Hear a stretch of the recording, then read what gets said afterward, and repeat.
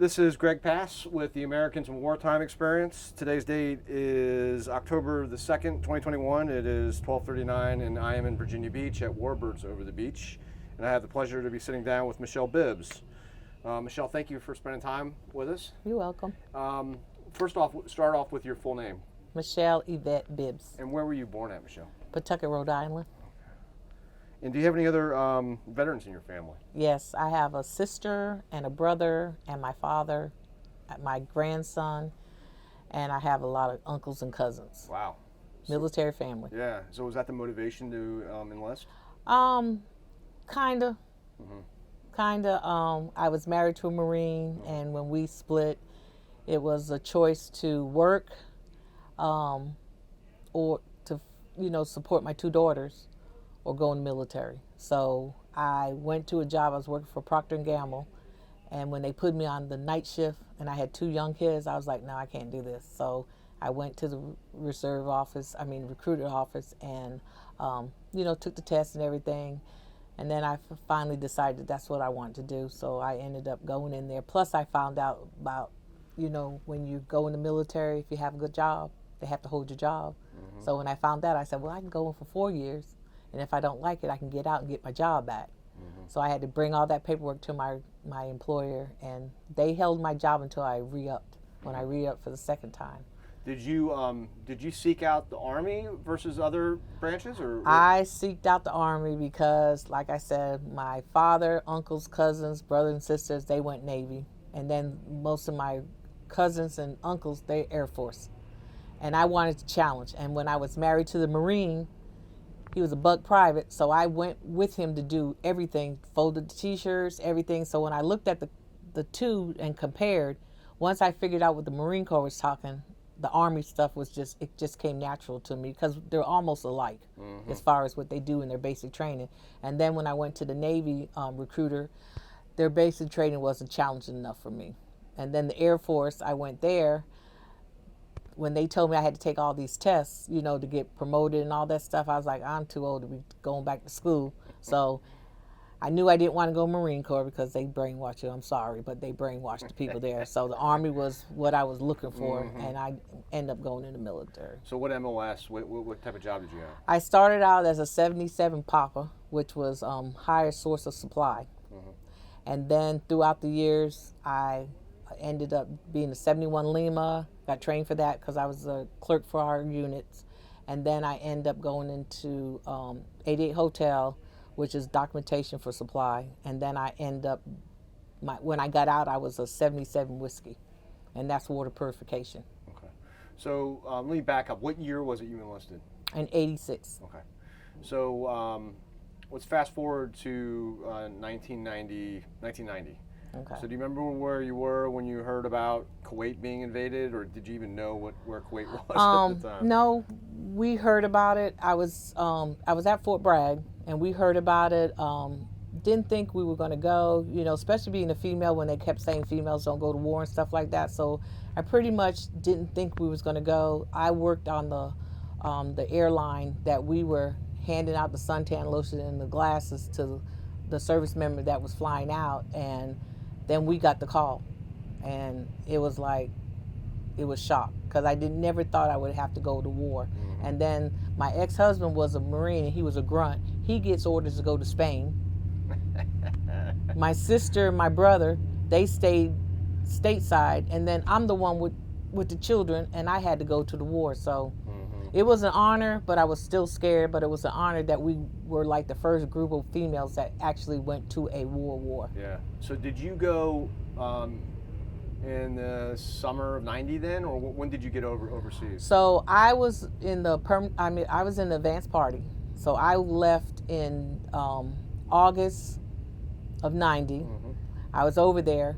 Then there was a tragedy in my family that I had to come back to the States. My grandma had got killed. So I came back to the States, and then at that point I didn't want to go back, and but I knew we were going. But my unit hadn't went, but advanced party, we went to set up and everything because we were actually doing the supply for the 82nd Airborne. So we had to go with them and do all their setup and stuff while they were going there. How did you get there?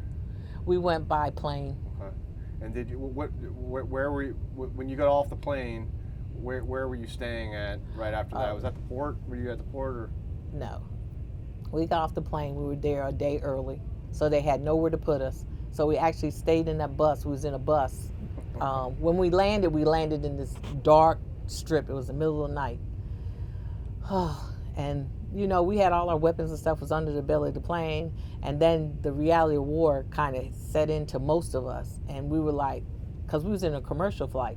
So we had like looking out the window and you could see the planes flying on the side of us. And, you know, at that point you kind of scared then because you're like, you can't do nothing. You're in a commercial flight, no gunners, no nobody, you know.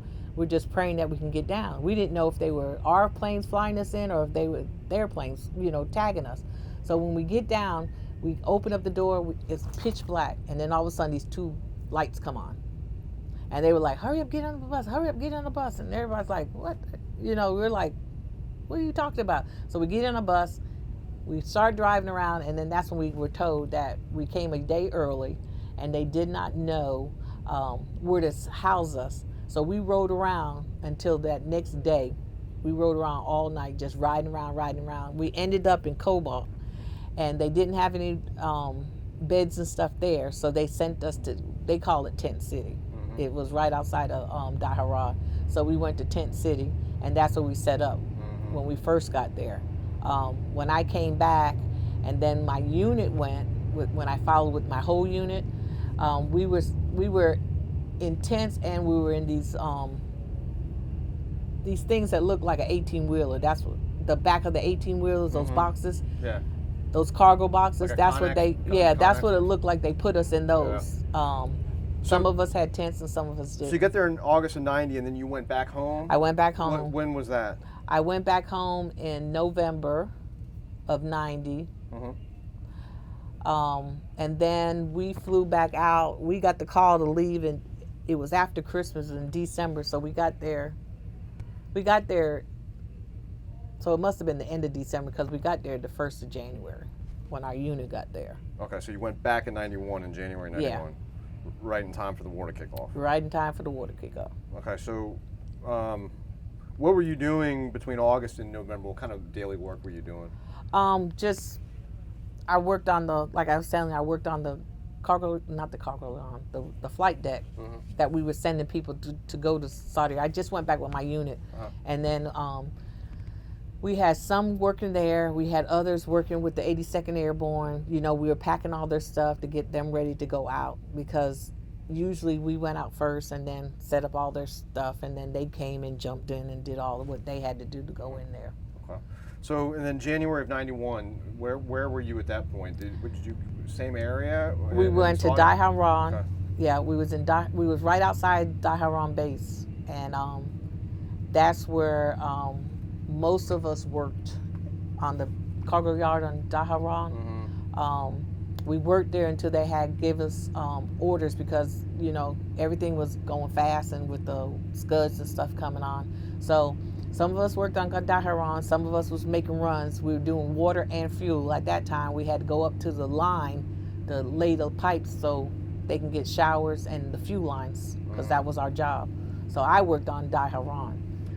You mentioned the scuds. Did you guys have any incoming? Yeah, we had plenty incoming. What was that like? What you get advance notice of that? Through an well, it was like the first time we had the scud, all of us was in a staff meeting in a building, and then someone ran in and told us to go to our MOP level 4. They just said, go to MOP level 4. So we didn't hear it the first time. But after we got to MOP level 4 and everything, you heard it first before you heard the boom, boom, boom. So you heard and then you heard the boom, boom, boom. The Patriots. Right. Yeah. So where we was at, actually, we was right at the Air Force base that a lot of those scuds hit. They hit right in that area. So we were, like I was telling everybody, you know, we might not been 117 miles because we were like 117 miles from the line.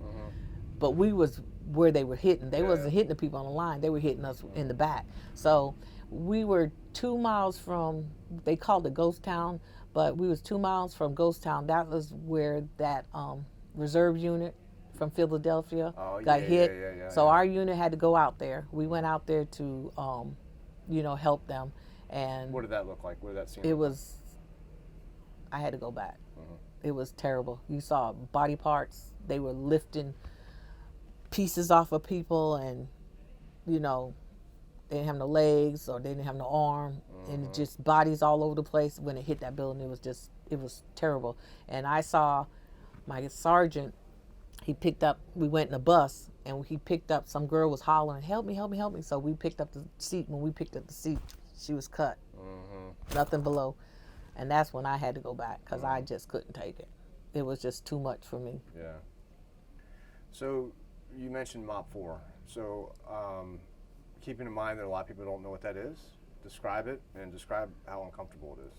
Okay, so when you go to MOP level 4, that means you're everything, head to toe. You've got your MOP suit on, that's your chemical suit. So a lot of times we walked around with just the jacket on and the pants, no gloves, no hat. But when you go to MOP level 4, you got it all on. And we was in that level sometime 8 hours, 4, 6, 8 hours, maybe longer sometime. By the time you take that hat off, nothing but water comes out.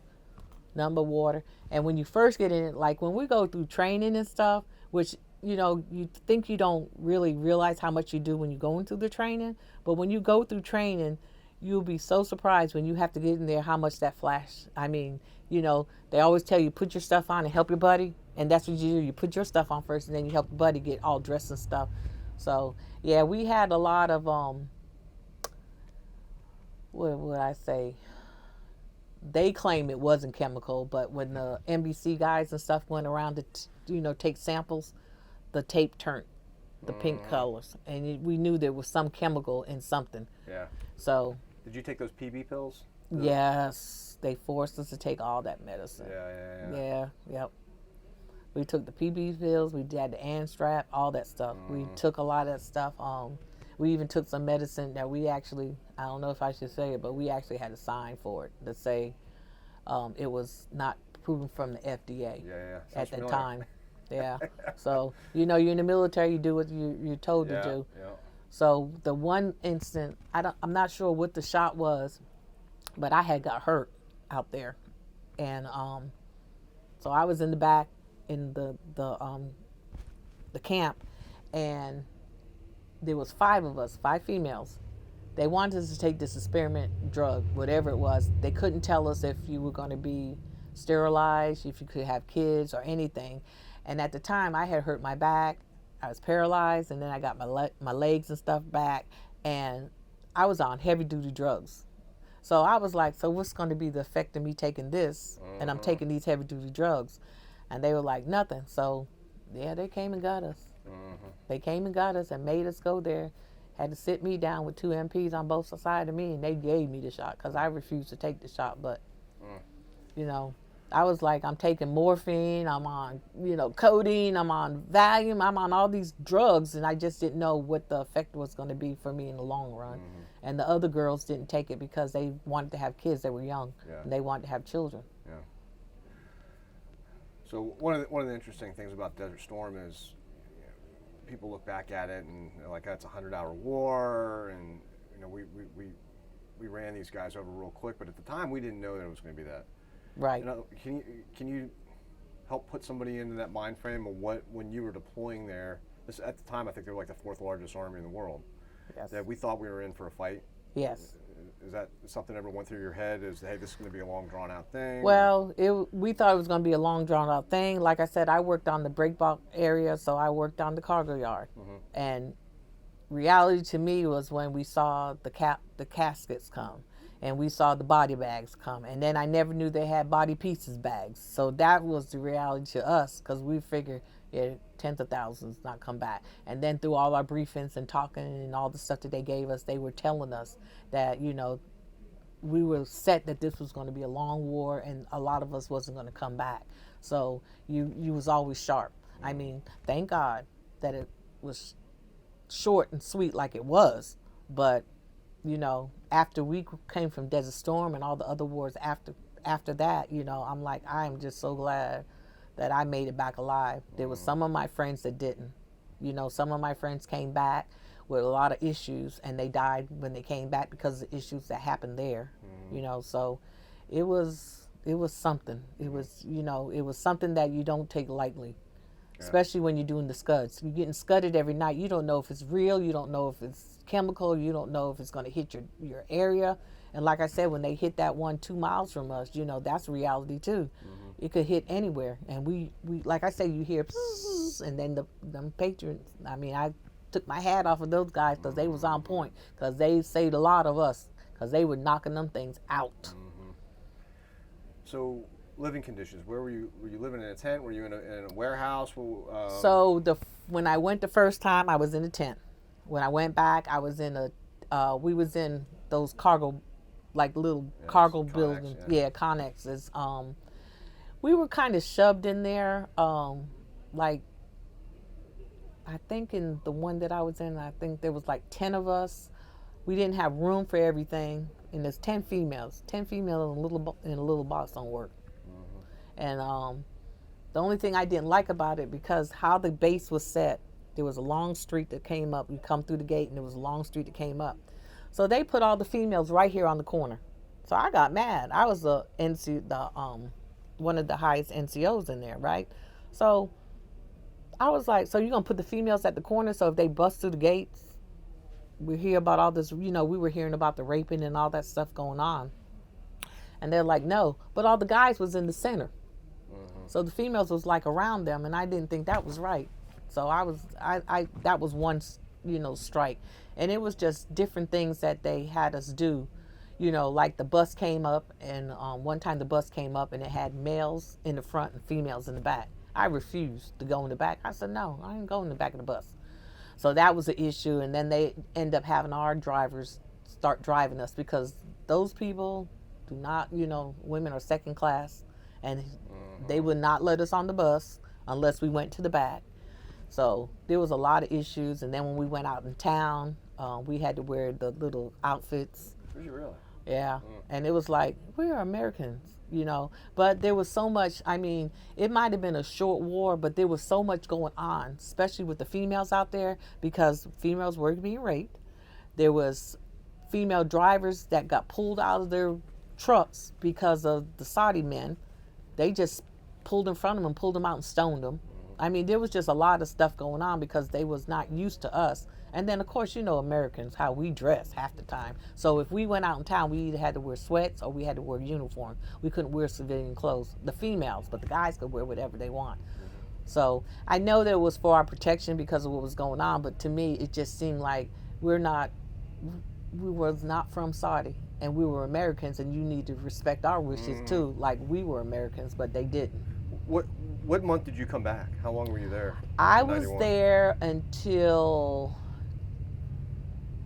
I think I got back in July or August of 91. Okay. The war was over. Well, actually, let me back up.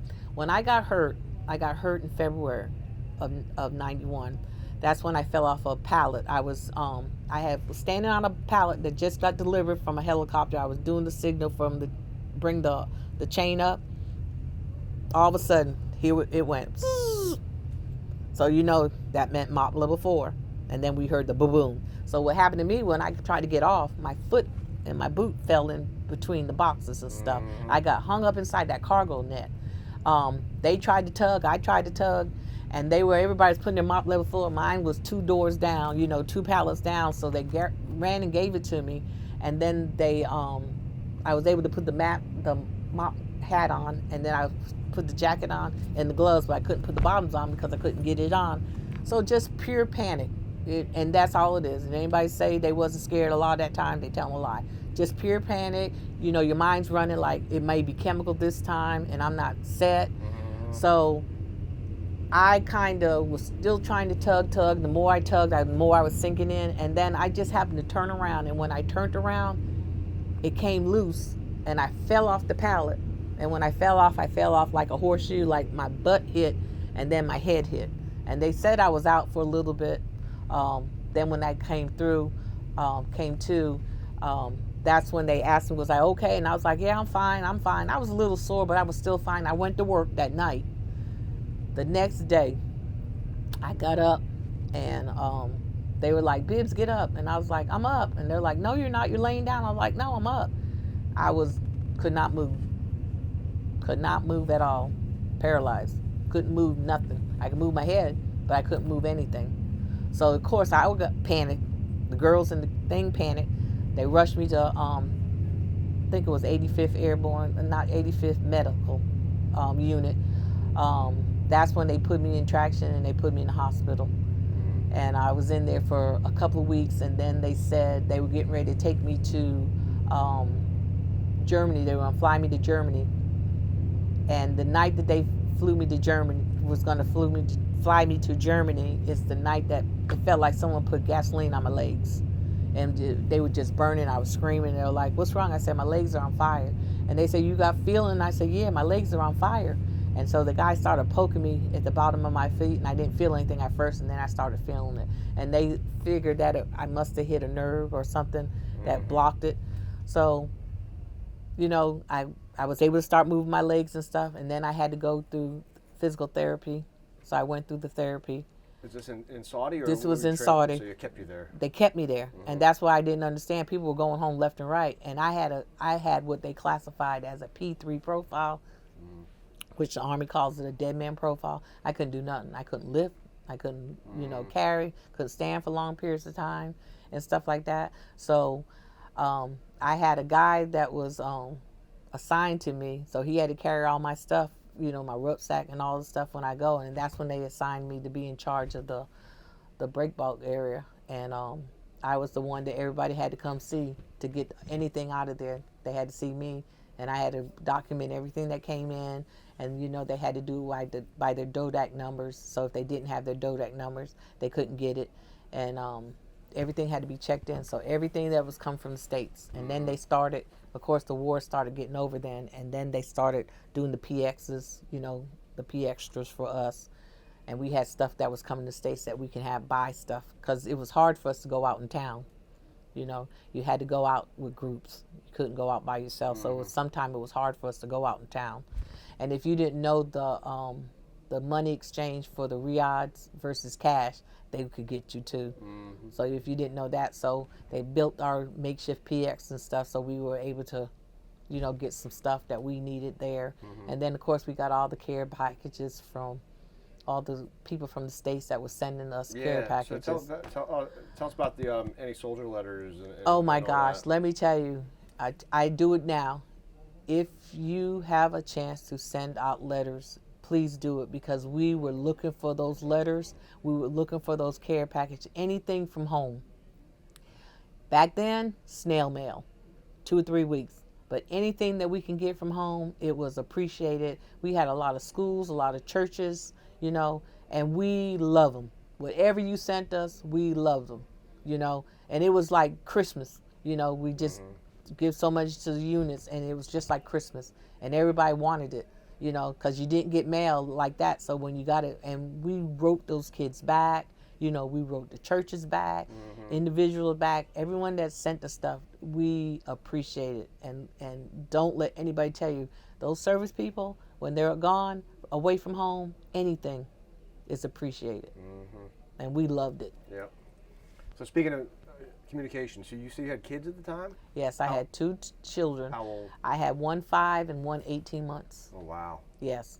And for me, the hardest thing wasn't to leave my kids. The hardest thing was to leave my mother, because I knew my kids, my father was retired, so I had all the paperwork done up for them, and I knew that they could take them to the base and everything if they needed anything. But my mom had 3 kids that was in the military at that time. I didn't know about my sisters and brother. I just knew I was going at the time. So I didn't know if my mother knew, I didn't know if my sister or brother was going to go. So that would have been 3 of us gone. So I felt really compelled with my mother. That first scud, I was crying, because I started, when people say you get these flashbacks, it's true. I had flashbacks of my childhood. I had flashbacks of my kids. I had flashbacks like, my father's going to take care of my kids. If anything happens to me, I knew that my mother and father was there, and I had sisters and brothers that was there, to take care of their nieces, So I was real comfortable with that, but I just felt sorry for my mother. And then I was getting letters, because I was telling my mother everything. I wrote her everything, every pill I had to take, everything that was going on. And my sister wrote me. I remember my sister wrote me a letter. She says, "Don't tell your mother anything." She carries a TV with her, and she was just glued on that television because I found out I was the only one that went. So I did get a chance to call her a couple of times, and one time I called her when that scud hit that building. So I called home because it just said a unit and they didn't know. So I called home that night, and then I got the phone hung up on me because I was giving a little bit too much information. So they monitor our phone. So I got hung up, and then I called her back the next night, and I couldn't tell her anything. I just told her that I'm okay, and then I'll write her. And that's what I did. I wrote her and told her it wasn't me, and I gave her a little bit of the information to try to ease her mind. But I did write everything because you hear all the stories about what happened in Vietnam and all that stuff, and I just didn't want to be a statistic that something happened to me and my mother would not know. Yeah. So I gave her all my locations when I went she got them late, but at least they had an idea when I was going somewhere and stuff. So my daughter's school, my daughter that was 5, her kindergarten wrote to me. So that was nice to get all the letters and stuff from them. So I wrote them back, and we did the old school VHS tapes and stuff and sent them back and stuff. But it was interesting. I'm glad I had that experience. Even when 9/11 hit, they called me back because I was within that 10-year range, and at one point I was gun-ho to go, but I knew I was a medical. So I said, well, I'm medical. They said, no, they can put you in the office. And I said, well, that's why I got the military, because you couldn't put me in the office. So I took the AFAD test again. I got as far as doing the physical, and they had to give me a waiver. And I could never get the waiver. So I never went back. But, I liked the military. I was mad with it for 2 years. After I got back and got injured, trying to find a job and then trying to deal with the VA and all that stuff, I was very angry with the military because it was like, you told us if we get hurt, you're going to take care of us. And now I'm back, I'm hurt, and now I got to go through all these loops, that it wasn't in your records, it's not in your records. I don't know what happened to our records when they were in Saudi. All them records disappeared, so you just have to kind of deal with it. And I was very upset with the military because I felt that, I was a young lady with 2 kids, and I was, I'm trying to maintain. And then I had to go out and get cut and pay for jobs because I was injured. And I never told any of my employers. I said, look, I have bad knees and I got a bad back. But I can work. But I know when I get to my limit, I have to stop. So I would get a job, and what I asked for, they wouldn't give it to me, So you had to go through all that. I knew the men were making more money as a manager than I was making. So, so I went back to school, and I got my associate's degree, then I got my bachelor's degree, then I got 3 masters, and I got a PhD. I finally ended up with a PhD. Darn. So good for you. I went to school because I was trying to drive myself because I was, I had the 2 kids I had to take care of, and, I knew that I was limit, and I know I wasn't getting top dollar as a manager. So I just took the classes to try to get promoted and learn more so I can just get in there. I was trying to get into office management and corporate level. I was working for Albertsons and, grocery store. So, and those were long hours too. But, I just maintained. That's what we do. We maintain. So tell us about your homecoming when you got back to the United States from Saudi. So all the whistles and parades was ended. By the time we got back. Yeah, you missed it, huh? Yep, we come through because there was me and about 5 other people. They finally sent us home, and we had to get on the one of those cargo. What is it, a DC-10? I can't remember, but one of the cargo planes, which that was interesting because they don't have seats, and you have those little seats made out of little straps, and then they fly that it's cold on that plane, and my back was killing me, so the guys that was on the plane and the pilots, they made me a pallet on one of the boxes so I can sleep because I couldn't sit in those chairs like that. So when we flew in from Saudi, we went to a couple of places before we got into the States. When we got in the States, the first place we stopped to was Dover. And I got off the plane and I told them, I'm getting me a commercial. I don't care how much it costs because I got money in my bank account. I'm getting me a commercial flight. So I happened to walk over there with my orders to a guy that was welcome us there. And I said, hey, can I get a commercial flight? And he looked at my orders. He said, yeah. I said, because I can't take this flight from Dover to Fort Bragg. My back, I'm coming home because I got back injury, knee injuries, and all this stuff. I can't take it in that plane no more. So once he did my orders, the other 5 people went and got their stuff, and they went and got orders too. So we all got they put us in a limo. They took us to... A limo? Yeah, they put us in a limo. Took us to the airports. We had to take the airport from Philadelphia. Mm-hmm. We got there, and so we're still in our uniforms, right? So we get there, and you would figure, I mean, I wasn't looking for a girl, but you would figure people would say, hey, welcome back. Man, them people wasn't doing nothing for us.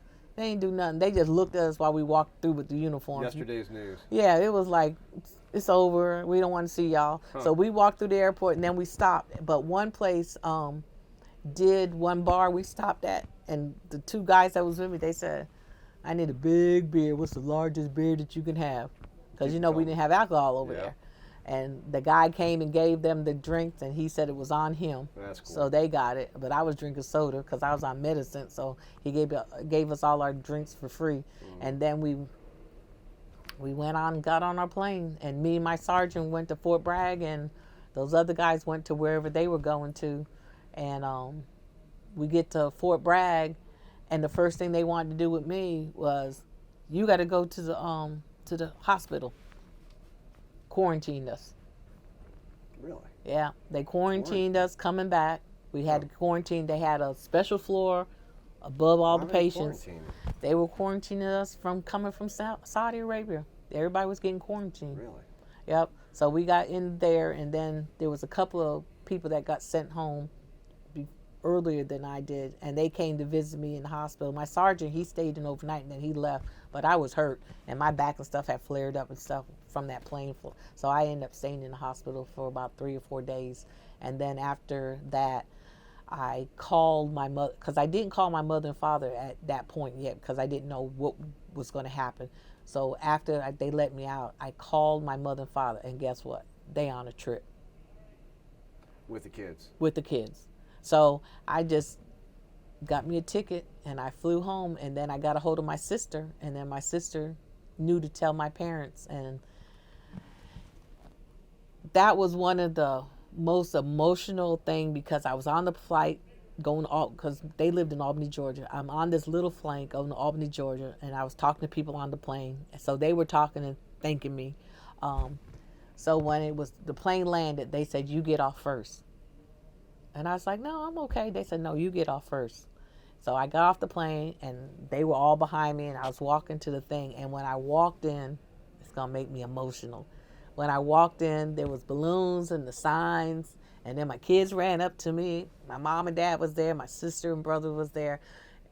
It was just, that was the only thing that really mattered at that point, because my family was there. So my mother, she just broke down. I didn't think she was ever going to stop hugging me. But she was just happy that I got back, even though I got hurt. She was just so happy that I made it back. She says, I didn't think you were going to come back alive. And I said, I didn't either, but thank God the war was short. So that was kind of emotional. And then a couple of people that we knew would come over and say something. But we were sitting in Saudi hearing about all the parades and everything going on. We got back, it was like nothing. And then I got back a month before my unit got back. And when my unit got back, I told all of them when I left, I said, I tell you what, when y'all get back, I'm going to have my back of my car is going to have beer, drinks, whatever y'all want, I'm going to have it. And that's what I did. When they got back, the family was there, and there was no parade or anything for them. It was just the family, and some of the people from the base came. So when I got back, I greeted them, and I said, I told y'all. So we had a party by my car, and I was just so glad to see them come back, But it wasn't what I thought it would have been, what we saw. We saw a lot on television, but it was not like that for all of us that came back. Yeah. So what advice would you give? Like, we're at a military event right now, and let's say there's like a teenage kid, and he finds out you're a vet, and says, hey, I'm thinking about joining the Army. What kind of advice would you give to them to succeed in the military? Well, I work for the Red Cross, and one of my jobs is I work at the MEP station. So at the MEP station, I talk to the parents and give them a briefing on what to expect and to call our number and everything. And then I do go out and talk to the kids. So when I go out and talk to the kids, I tell them everything's gonna be all right. You know, I give them my war stories. I say I know it's been ages, but you know the military is the military. I was mad with the military for 2 years because of my injuries and how I was treated when I got back. But the military life to me is the life. You know, I was raised with the military, married a military man, went in the military. I've been around military all my life. I do talk to them and tell them, you know, just don't listen to the hype. There's things that they're saying they're not going to do that they're probably going to do, but it's a mental game. Once you learn that mental game that they give you, you'll breeze through. And basic training is just basic training. That's what it is. That's what they're there to make you strong. They're making you know not to leave your man, you know, your fellow soldier behind. So I tell them that it's going to be like the second or third week before they graduate when it all clicks in their head that they start bounding as one team, you know. But I tell them to do it. I mean, I love the military life. I got so many fond memories when I was a child with my father. Very few with my husband, but I have a lot of good memories with when I was in the military. But like I said, when I was in the military, everything was good. But, you know, I was mad. Like most of us come back angry because, you know, we're thinking we're going to get help, and then you got to go through all this red tape. Yeah. So let's wrap it up with this. Here's a big question for you. Uh-oh. You ready? Brace yourself. So, like I said, we're going to give you a copy of this video, and I'm also going to send you some information about how you can take the video and submit it to the Library of Congress, the Veterans History Project. Oh, okay. So the Veterans History Project, you know, all this stuff is stored there. Theoretically, 1,000 years from now, your video will be there, and one of your great-great-great-great-great-grandkids might see it. What would you want them to know about your service to your country? That I was proud to serve. I'm not taking anything away from the military. I did volunteer to go in the military, and I did what I had to do, and I did it for my children. I did it for my parents. You know, I did it for my country. You know, there was a lot of stuff that we had to endure, but, you know, thinking about what I could do to help out the Americans, I felt that I did my job to do what I had to do for the military. Well said. Well, on behalf of the Americans in Wartime Experience, I thank you for spending time with me today, and You're more welcome. importantly, I thank you for your service. Well done. Thank you.